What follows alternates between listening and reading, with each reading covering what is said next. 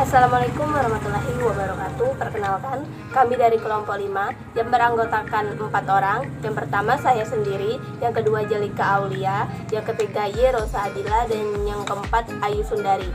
Baiklah, di sini kami akan melakukan percobaan mengenai alel ganda. Di sini kami melakukan 2 percobaan. Yang pertama, percobaan rambut di jari tangan, dan yang kedua, percobaan menetapkan golongan darah.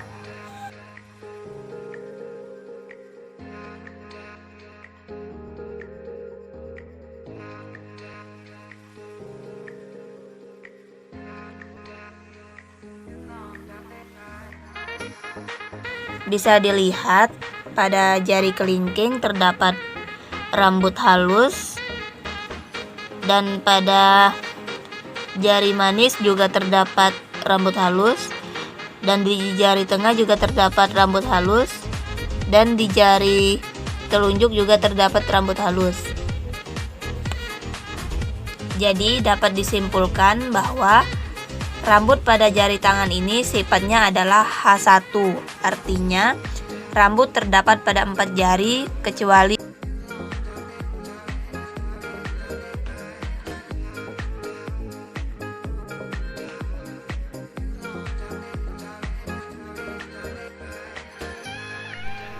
Baiklah teman-teman, untuk praktikum mengenai golongan darah ini kami tidak melakukan praktikum di laboratorium.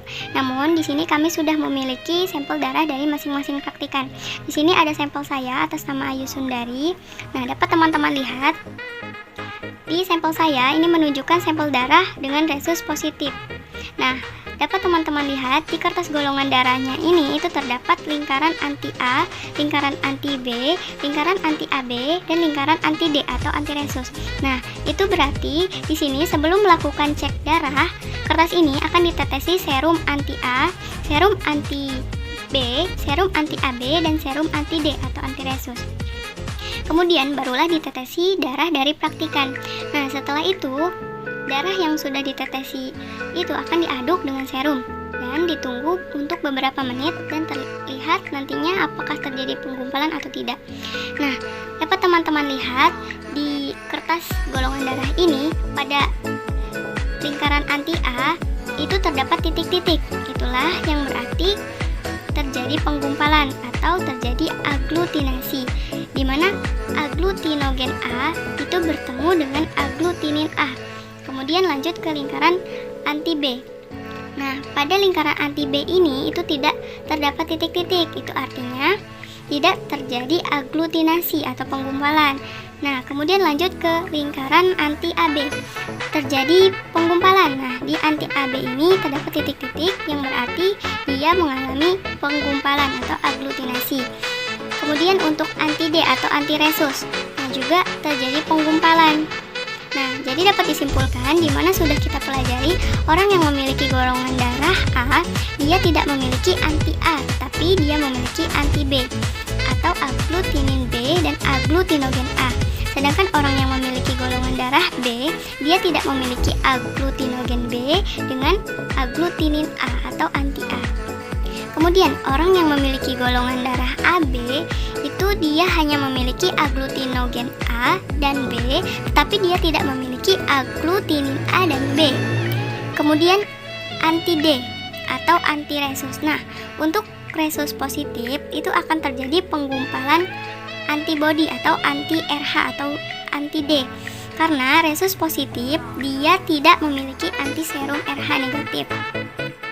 Kemudian untuk resus negatif, di bulatan anti D atau anti resus ini itu nantinya tidak terjadi penggumpalan. Jika seseorang memiliki resus negatif, nanti di lingkaran anti D ini tidak terjadi penggumpalan atau tidak terjadi aglutinasi. Jadi seseorang yang memiliki resus negatif ditandai dengan tidak terjadinya penggumpalan di anti D ini atau tidak terjadi penggumpalan di anti resus ini. Kemudian bagaimana golongan darah orang yang memiliki golongan darah O itu orang yang memiliki golongan darah O, maka nanti pada bulatan anti A, bulatan anti B dan bulatan anti AB ini nantinya tidak akan terjadi penggumpalan sama sekali atau tidak terjadi aglutinasi sama sekali. Jadi jika kita cek darah pada bulatan anti A, bulatan anti B, dan bulatan anti AB ini tidak terdapat penggumpalan atau tidak terjadi penggumpalan atau aglutinasi, maka darah yang kita cek itu termasuk golongan darah O.